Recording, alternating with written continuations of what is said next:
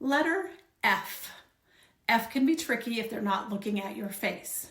F and th are often confused. The simple way to address this confusion is to have them watch your mouth. So the sound for F is a quiet sound. There's no voice box engaged, is just F.